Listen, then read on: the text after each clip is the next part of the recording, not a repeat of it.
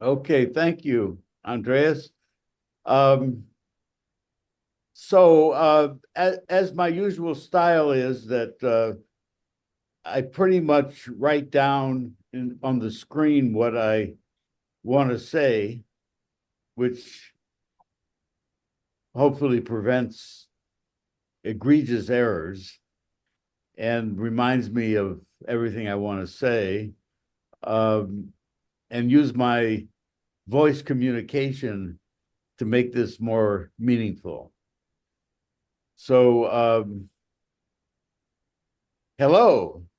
I've been working on since 1967 when I got my PhD from MIT um, on expanding the frontiers of the Gödel incompleteness phenomena and in various directions.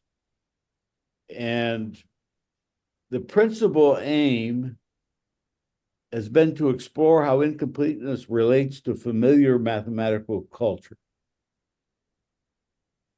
Familiar mathematical culture is my new buzzword.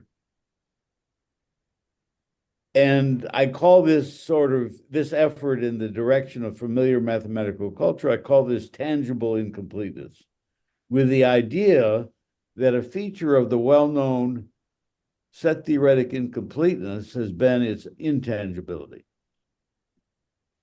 Now, rather than go on about that philosophical issue, let's proceed. So steady progress along these lines at various levels of incompleteness and tangibility now exist. And my particular efforts include work on Borel determinacy in roughly chronological order and some of the things I did include Borel determinacy, Borel selection, Borel diagonalization.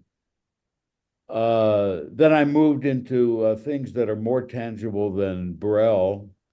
Kruskal's theorem, both infinite form and finite forms, extended Kruskal's theorem, graph minor theorem, Robertson and Seymour's graph minor theorem, Boolean relation theory, and more recently, polynomial incompleteness, and now invariant maximality and choice. This is the invariant maximality and choice developments that this series of lectures concerns.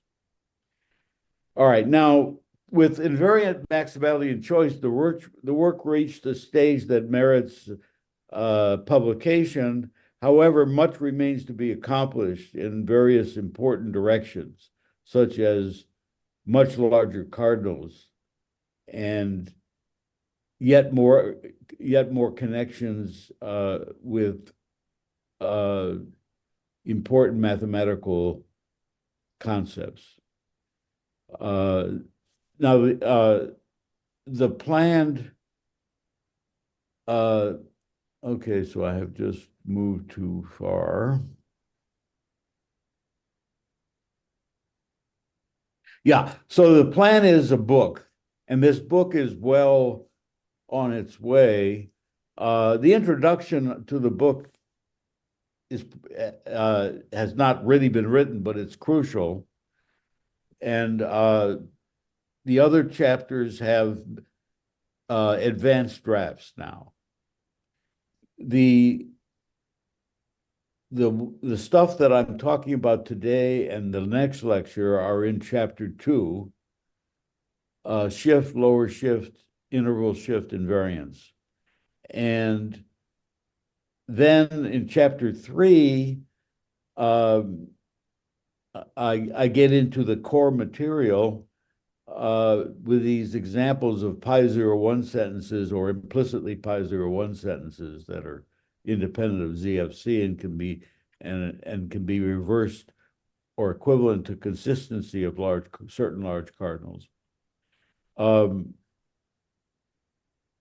maximality and choice derivation. So in chapter 3, I actually present these statements and actually prove them using various set theoretic assumptions going up to large cardinals. Some of the things are proved well within ZF. Then I do the reversals in chapter 4. Basically, all the reversals in chapter 4 are all the way to consistency of large cardinals. And in chapter 5, I give explicitly finite forms, which are explicitly pi01 or explicitly pi02, depending upon the details. But all the statements that are reversed and proved are in fact implicitly pi01, which means that they're provably equivalent to pi01 sentences using standard undergraduate mathematical logic material, basically Gödel's completeness theorem. All right, now the lecture series is structured like this. The first 2 lectures are basically in the core mathematical world. There is no ZFC incompleteness or any known incompleteness in the first 2 lectures. And I will explain later why I even do these lectures and why this is part of the book, very important part of the book. The 3rd lecture, I start with the core material. Now, a lot of mathematics is of the form, every widget has a gadget, right? You have some data and you want to get a conclusion, and it's existential. There's a lot of mathematics of this form. So I call it every widget has a gadget, and I steer it in the direction of every widget has a maximal gadget.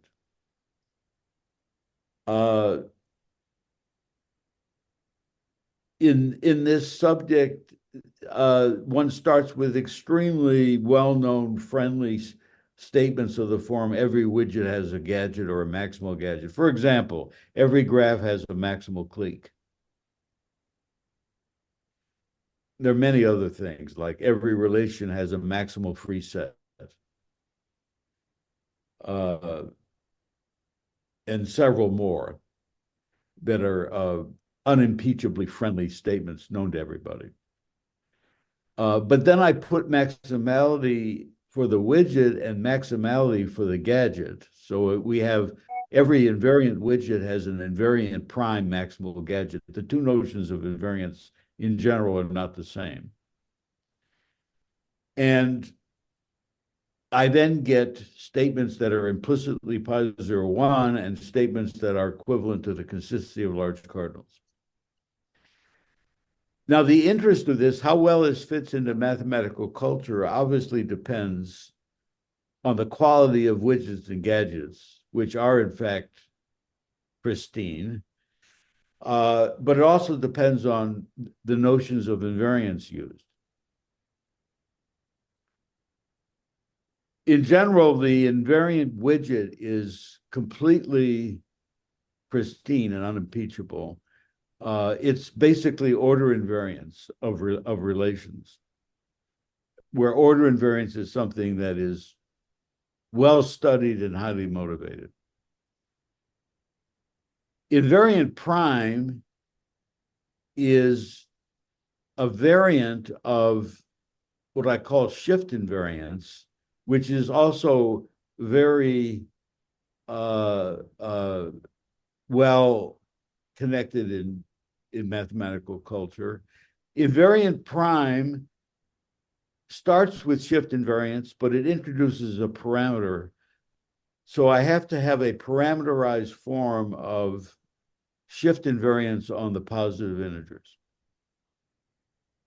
This is the only spot which might be viewed as unusual for normal mathematical culture.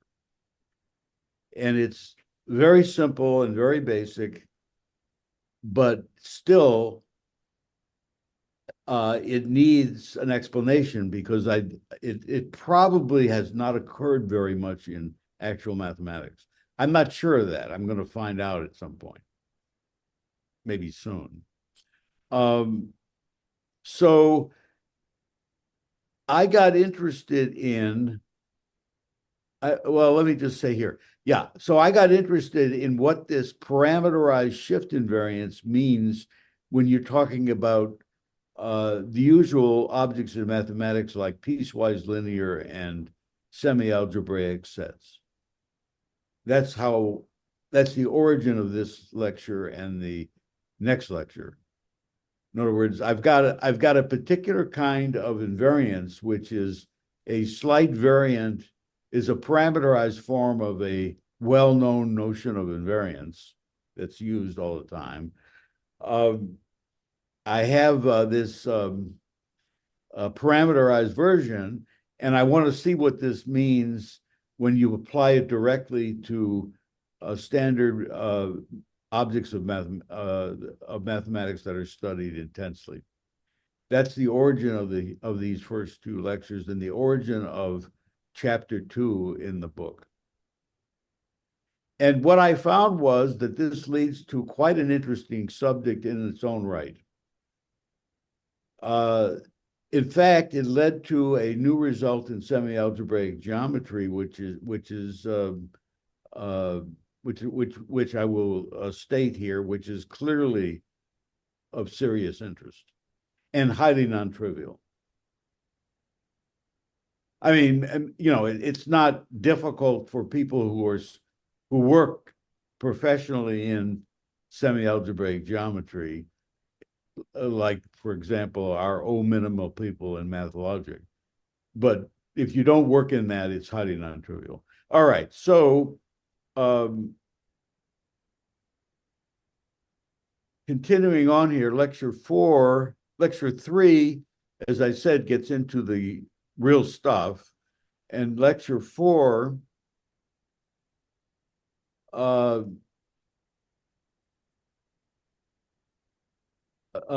lecture 3 is a lot of background material and presentation of statements and implications between statements and equivalence between statements. And lecture 4 is about, gets into proving that every invariant widget has an invariant prime maximal gadget when the invariance prime is chosen to be one of the weaker ones, then you can actually prove this, or the dimension, or the size of the interval is small, then you can prove this in Zermelo set theory. But for the full statement in any finite dimension and any closed interval length, you need the large cardinals, and the reversal is in lecture 8. The reversal goes on for 6, 7, 8, 9, 10, 11, lectures 6 through 11, the reversal. So there's a lot of discussion of that. That reversal is, you know, well over 100 pages of pretty complex material.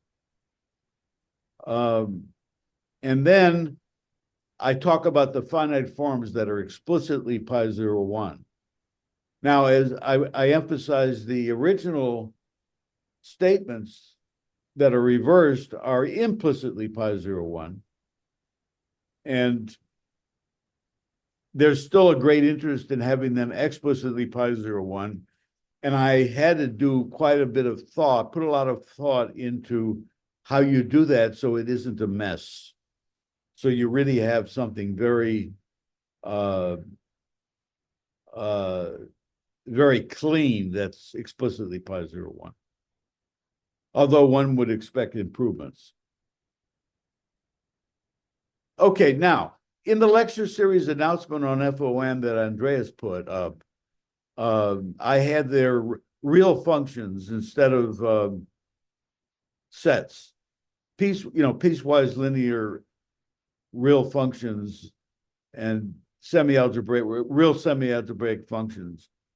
But that was a an error, I meant to say sets. It's piecewise linear and piecewise and semi-algebraic sets in the reals. But this error is actually a good error because I think this material should be expanded to include semi-algebraic functions and piecewise linear functions. It should be expanded to deal with functions. And the reason for that is my independent statements, most of them involve just sets of rationals and sets of rational vectors. But I also have one version in there, which is equivalent, one version in there that involves free choice functions, i.e. functions, choice functions with free range. So since I already ventured into functions in the main statements that are independent, it makes sense to venture into functions for this core mathematical material. But I haven't really tried to do that. Now, full disclosure, as I said or hinted at or actually said, ZFC incompleteness is not arising, at least now, in the realm of piecewise linear and semi-algebraic sets.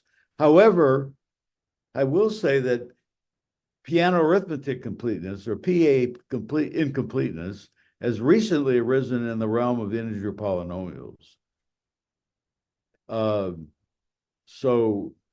But now this is not ZFC incompleteness, but it's PA incompleteness. And there's a couple of papers here with full proofs that are pretty recent this year that you can find on my website under downloadable manuscripts about using polynomials and quadratic polynomials to get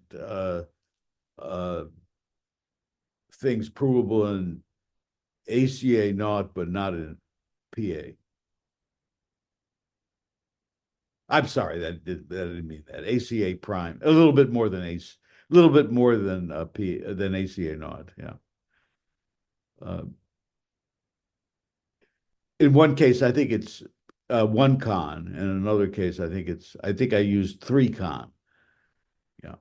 So, anyways, so I should mention that. Now, okay. Now the first two. I don't know why I can't scroll this way. Ah, that's it. Found it. Okay. Now, why do I emphasize shift invariance? I actually use in the book, I use two kinds of invariance. One is shift invariance, the other is order invariance. They're both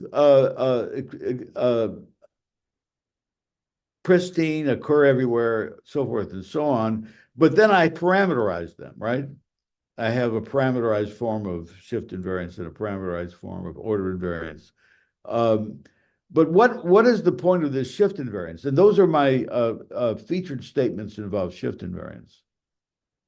But they're equivalent to the ones that involve order invariance. All right. One has, excuse me, they're not equivalent. They're not equivalent immediately. They are equivalent non-immediately. Sorry.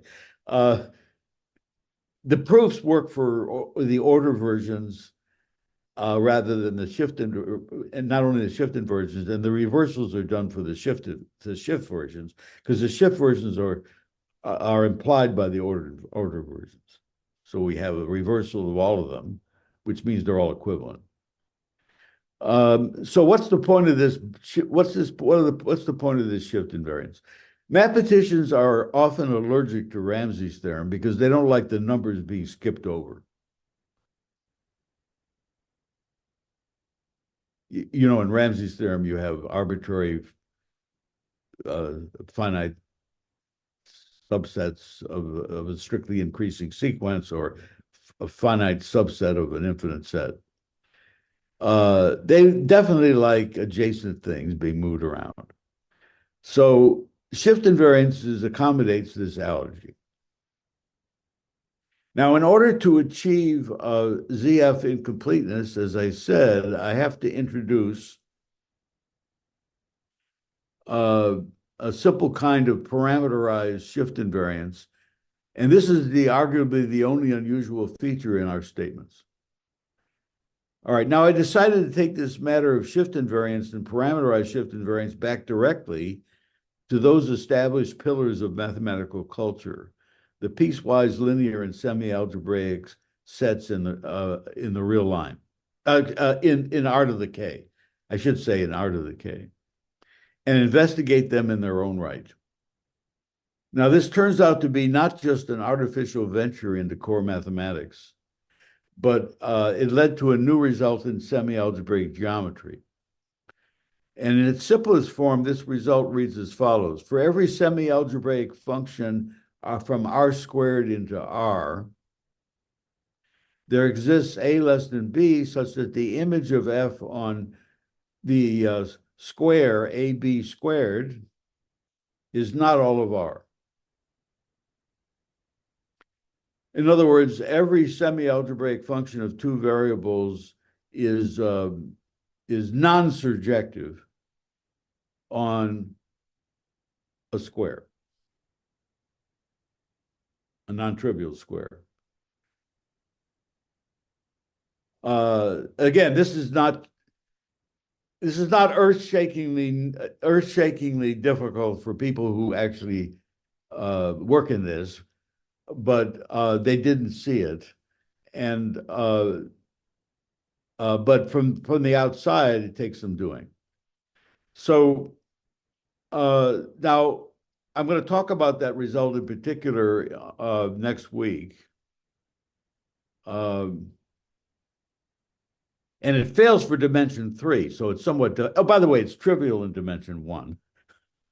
In dimension 3, it fails because, or higher, because of 1 divided by x minus z plus 1 divided by y minus z, which is onto the reals over every cube.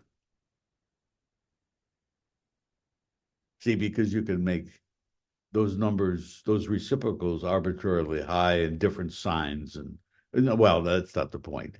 You can just make them, yeah. You can make one of them negative, the other positive, and subtract them and get anything you want. You just think about it, it's very simple. And of course, you want to make sure it's a total function. You return default 0 where it's undefined. So this won't work in dimension 3. Now, it's interesting to note that this is reminiscent of our seemingly unrelated, purely combinatorial thin set theorem, which has attracted some attention over the years. If you have any function, this time in K variables, it's not just in 2 variables, there's always an infinite set. Z is the integers. There's always an infinite set such that the image of F on the cube is not all of Z. And this starts to get non-trivial at K equals 2. It's known as the thin set theorem. Now, there seemed to be some sort of general theme of non-surjectivity here. Non-surjectivity. And some references for this. There's my original ones on something called the free set theorem, which is closely related, but not the same, and the thin set theorem, all the way back to 2000. I wrote about it and had some preliminary results, but it was taken up by well-known recursion theorists who did a lot with it. And this is just some of the papers involving this stuff. It doesn't apply. It's not like Ramsey's theorem, infinite Ramsey's theorem, where it implies ACA naught. It's not like that. It's much weaker.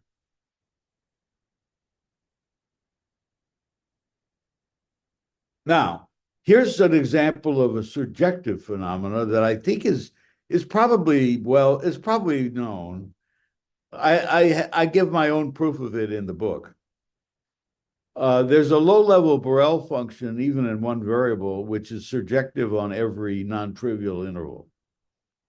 There's a low-level Borel function, which is surjective on every non-degenerate interval.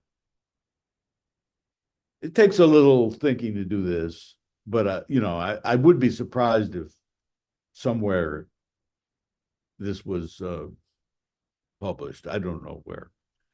But now the interesting question is, how low level Borel can you do? I mean, you can't do this continuously, obviously. But how low level Borel can you make this? So you have a descriptive set theoretic study here.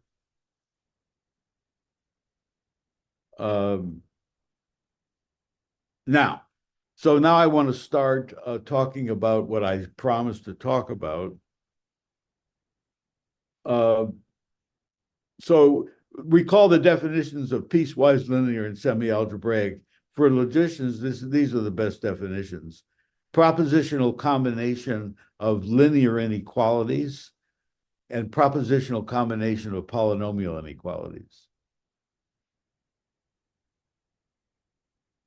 Okay. And of course, real coefficients are allowed.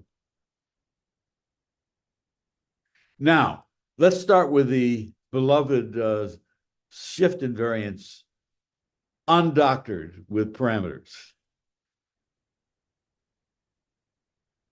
So this is the setup. S is x1, x2, ... shift invariant, if and only if these are real numbers. And if I take any k-tuple from x1, x2, ... the membership of y in S remains the same, remains equivalent when we replace each xi by xi plus 1 in y. In other words, we're shifting over. X1 goes to x2, x2 goes to x3, x3 goes to x4, and so forth. Now, we also can allow finite sequences, x1 through xn, not just an infinite sequence. And of course, we have an immediate consequence of Ramsey's theorem that if you have k-dimensional sets, several of them, but only finitely many, then you can get something that's shift invariant for some common. You can find x1, x2, ... which are even integers, if you like, that are strictly increasing and shift invariant on that. They're all shift invariant on that. This is just an easy consequence of the usual infinite Ramsey's theorem.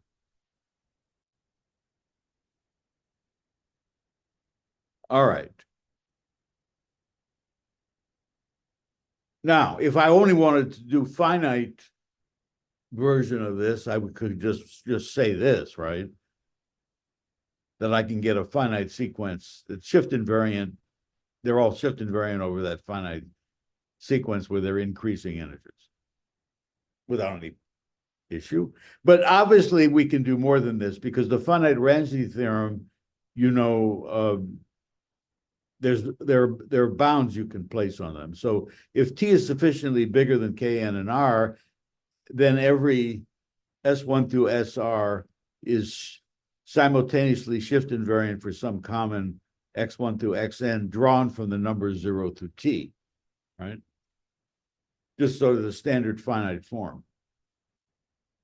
And then you can be interested, and Ramsey himself was interested in, upper bounds here and lower bounds, which there's still open problems in that kind of combinatorics, of course. And so similarly here, you have this.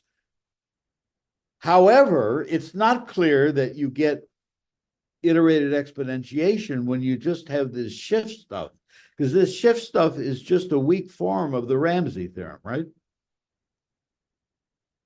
It's not clear that you get even iterated exponentials. Actually, I actually did prove this, that you got iterated exponentials but it was done earlier. It was done earlier by this paper of DLR that I just wrote down here. He calls them shift graphs. Big surprise that he calls them shifts, right? And they did some lower bounds themselves there. Now, just like in Ramsey's theorem, the idea of actually getting serious bounds here is still a big open is a fairly big open field. So it would be even more so for the shift thing, much less well explored. But at least we do have iterated exponentials here. All right, you can also look at the shifted variance in the infinite context. So he would be the basic statements in my language. In my language, it would be every S contained in n to the k is shifted variant on some n1 less than n2 less than ... Or if you like, even weaker is having shifted variance for a set that's just made of increasing k tuples. So n to the k less than means strictly increasing k tuples.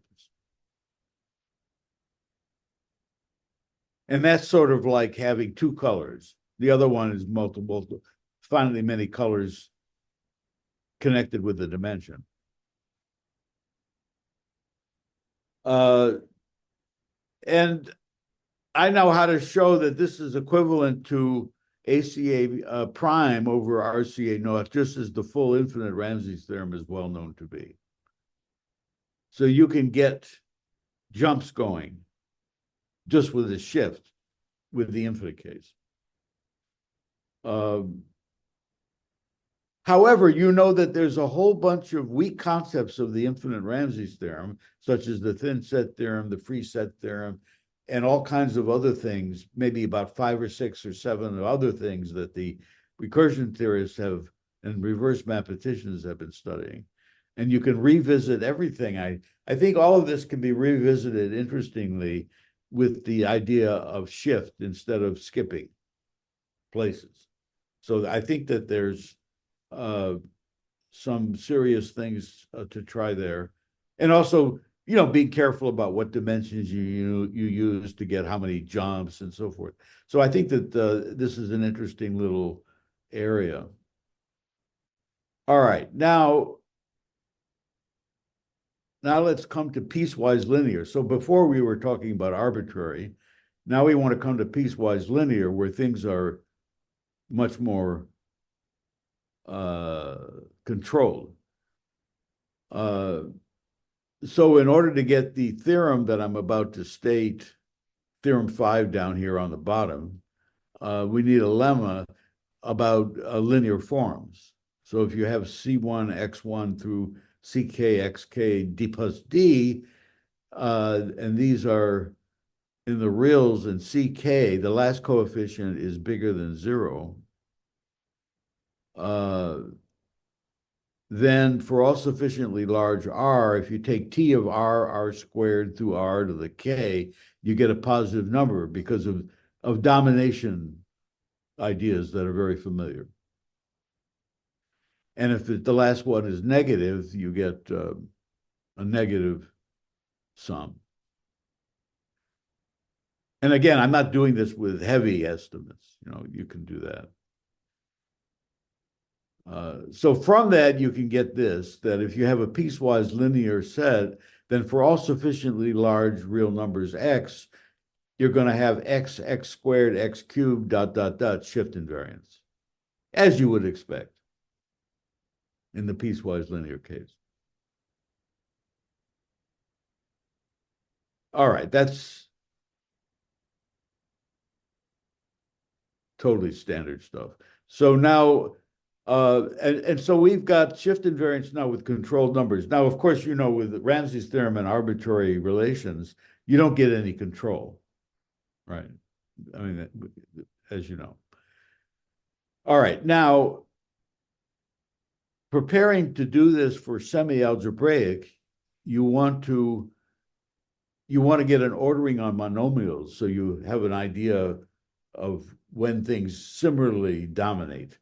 So there's a standard way to organize monomials. You assume that the monomial is written as non-zero powers of variables where the variables have strictly increasing subscripts. And two monomials are unlike if and only if they differ after the non-zero constant coefficient in front is removed, right? So they're alike if they just differ by the constant in front, right? So unlike means not like. They're not alike. And for monomials m and m prime, we write m is less than star m prime, if and only if they're unlike, and the last variable in m has lower subscript than the last variable in n prime, or they have the same subscript and the exponent is smaller. Just what you'd expect to do. The leading monomial is the monomial that's greatest under less than star. And then you have the lemma that if you have a polynomial with real coefficients and you have x and c real numbers that are sufficiently large relative to the polynomial, if the sign of the leading monomial is positive, then the polynomial at x to the c squared, x to the c to the k minus 1 would be bigger than 0, and if negative, then less than 0. It's like the linear thing, except the domination is a little trickier. You have to think harder. And you have to make the c's grow, like geometrically, like I have here, right? The exponents have to grow geometrically to make this work. And then from this, you can get that if you have a semi-algebraic set in k dimensions, then it's going to be shift invariant, x to the c, c squared, shift invariant, if x and c are sufficiently large. If x and c are sufficiently large. Okay. So with semi-algebraic, we also have shift invariance with controlled numbers. I haven't given an abstract definition of what I mean by controlled numbers, but you get the idea. One can go more deeply into this, of course. Okay, so now we come to lower shift invariance, and this is a parameterized version of shift invariance. It's essentially the same move that we make in order to achieve ZF incompleteness in the context of our subject, maximality and free choice, as we shall see in lectures 3 through 12. So this is the dramatic move. Let S be contained in R to the K. S is P semicolon X1, X2, lower shift invariant, if and only if 0 is less than P is less than or equal to X1, less than X2, less than ... And for every Y, not in just singleton, not in just X1, X2, to the K as before, but for every Y in the half open interval 0 to the P, right open, union X1 through X2, the whole thing to the K, membership of Y in S remains equivalent when we replace each xi by xi plus 1 in Y. And we can also, by the way, just allow finitely many of these, x1 through xn, the same definition. Okay. Now this looks like a pretty mild move, right? You stick a parameter in there.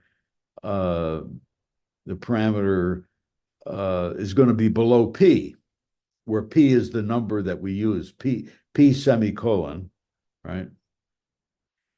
And you should be familiar with this if you work with large cardinal combinatorics, because you could think of these x's as ordinal indiscernibles and P Maybe P, one of the important things you do in the large cardinal combinatorics is P might be equal to X1, right? You see? So that has to do with subtle cardinals, okay. So all right, so this is the move. This is the move, and this is basically we shall see the only serious move that I introduce a parameter. All right, now we start with this parameter has this great deal, it changes the picture quite a bit. The in one dimension, it doesn't do anything because in one dimension, lower shift invariance is the same as shift invariance. There's nothing going on. It's only when you have more than one dimension. So we obviously have theorem 8 there. In two dimensions, it's very different, even for Borel sets. So there's a low-level Borel function, f from R to R, which is surjective on every non-degenerate interval. I mentioned that earlier. And the question of what can you say about the complexity of such a function?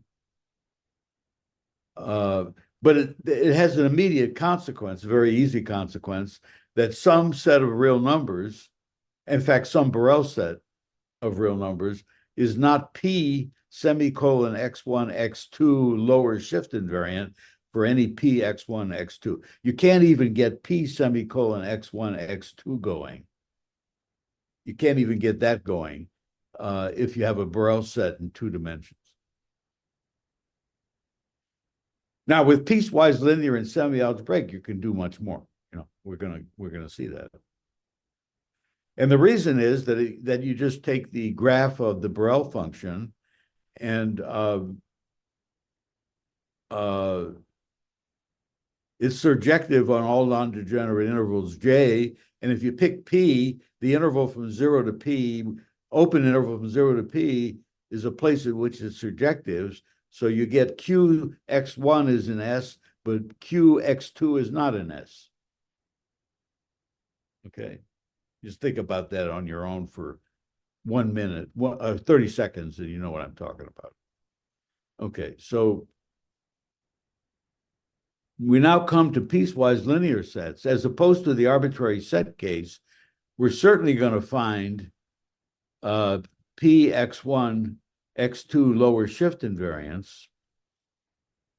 But we first address a much more ambitious we're going to address, as opposed to the arbitrary set case, we're certainly going to find this little kind of lower shift invariance for piecewise linear sets because they're very good. But we first want to address the more ambitious X1 semicolon X1, X2 lower shift invariance. X1 semicolon X1, X2 lower shift invariance. And this is no good, because you take the set of all xy such that y equals x over 2, and this is not going to be x1, x2 lower shift invariant, obviously. Just triviality. Now, what can you do, though?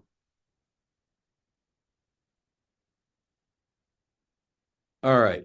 So I have a technical lemma. If you have a linear combination, now we did this kind of thing before for shift invariance, but we're talking about adding this parameter, this lower shift invariance, and now this gets a little more tricky.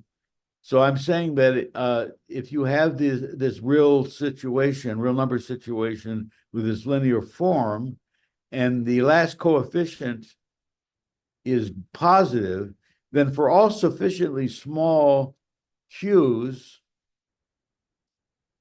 and for all sufficiently large r, you will get that this is positive.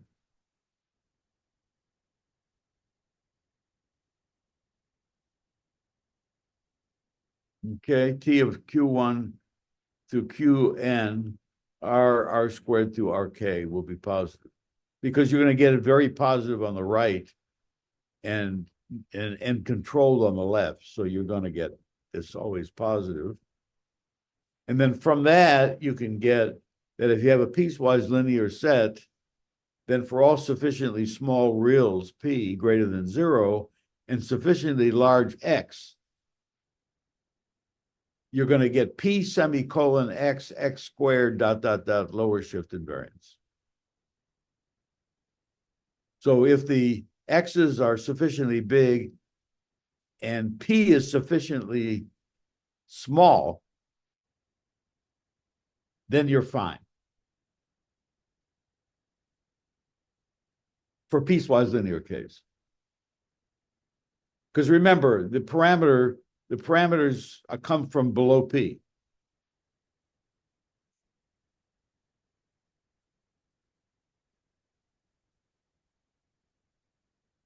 And now we want to take up the semi-algebraic case.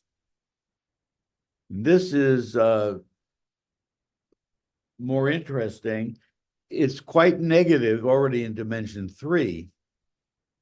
In dimension 3, you can't get even P semicolon X1, X2. You can't get P semicolon X1, X2 lower shift invariance at all by using 1 over X minus 1 over Y equals Z.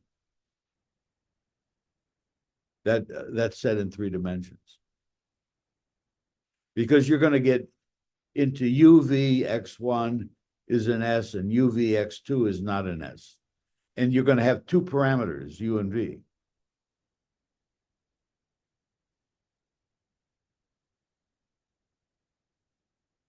Remember, the definition of lower shift invariance said that if you have any parameter, any combination of parameters and quote indiscernibles, right?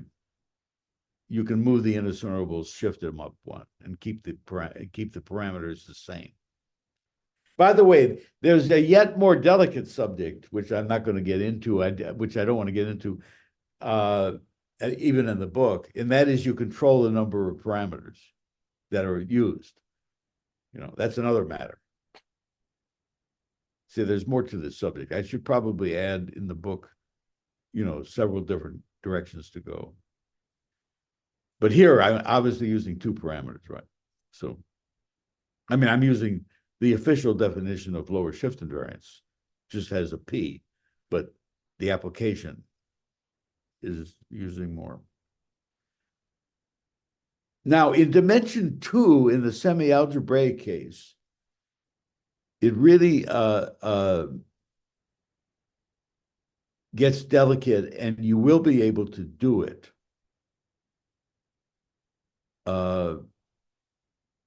Because what I just showed you really depended on that I was in as many as 3 dimensions, needed 3 dimensions. So I'm going to I don't have much time left. I have 7 minutes. I'll just sort of give you the flavor of this. And what we'll do next week is we'll go into this, more seriously, and get that result also about the non-surjectivity of semi-algebraic functions of 2 variables that I told you about, which seems to be new, which is new. So to give you a flavor of this, all right, so a function is simple on an interval if and only if it's continuous and strictly increasing or strictly decreasing or constant on the interval. So, those are the simple ones, right? This is kind of stuff, no minimality, they live off of this kind of stuff. So if I have a bunch of semi-algebraic functions in 1 variable, I can find x1 through xn such that each fi is simple on the intervals defined by the numbers. In other words, they're simple on the xi, comma, xi plus 1, and they're simple on minus infinity to x1 and xn to infinity. I think there's a name for that. Van Idries in his book uses, I can't remember the name for this, but Uh, this is a basic thing, and in and if it's semi-algebraic, there's a p greater than 0 such that f is simple on the interval from 0 to p, left open, right closed. So in other words, you can just push p back down to 0 as close. You can push p back down to 0 and not keep it bigger than 0 and get it to be simple. Um, if f is semi-algebraic, I can find a p bigger than 0 such that f is continuous on 0p, and exactly one of the following holds. F is constant on 0p closed. F is strictly increasing on 0p with a finite limit at 0. F is strictly increasing on 0p with a limit minus infinity at 0. F is strictly decreasing on 0p with finite limit at 0. F is strictly decreasing on 0p with limit infinity at 0. Okay. You can just, by cases and trivialities. Let F be semi-algebraic. For every M, I can find a Q bigger than 0 and an interval of length M such that F omits J on the interval 0Q. We can require that the J all have the same left endpoints. You can do this in a way that the common left endpoint is determined by the function F. And you get that from the previous thing, showing that all these cases can be consolidated to have a common endpoint, left endpoint. And then if you have semi-algebraic functions and M is given, you can find a Q greater than 0 and a J of length M such that each Fi omits J on 0Q and require the J. Wait, did I just repeat it or is it, whoops. What did I do? There may be an extra thing I put in here. Let me see. Oh, sorry. Lemma 19 is the same as lemma 18, except it's multiple. I'm using more than one function. It's the same statement, but I'm using more than one function. So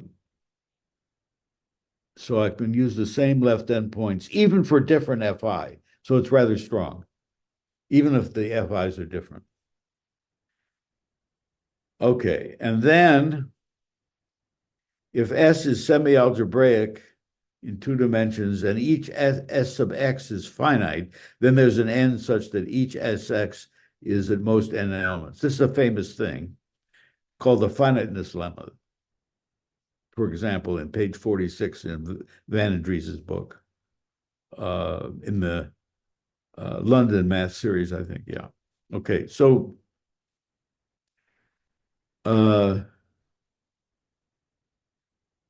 now Sing of E is the set of real x's such that no open interval containing x is contained or disjoint from E. So these are the bad points, like endpoints of intervals and isolated points, call them singular points.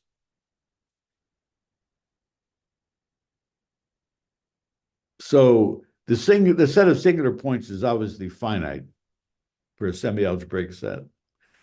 From the usual theorem that it has to be a finite union of intervals, infinite, blah, blah, blah. Okay, so, and let S be semi-algebraic, there's a P greater than 0 and an N greater than or equal to 0, such that the cardinality of these singular sets of the cross sections are all the same, one common number N.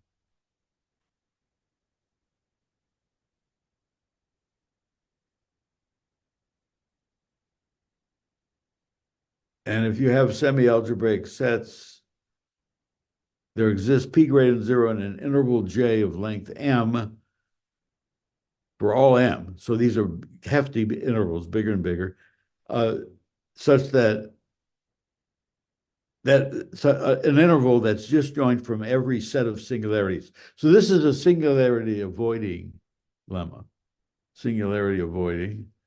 And if you have a single semi-algebraic function for each m, you can find q greater than 0 and j of length m such that f omits j on 0q. And we can require that the j all have the same left endpoints. And then finally, from here, you get every semi-algebraic sets is p semicolon x1, x2, dot, dot, dot, lower shift invariant for some p x1, x2 through so forth. These are the steps that I use in the chapter. And I see that it's 11:01, Andreas.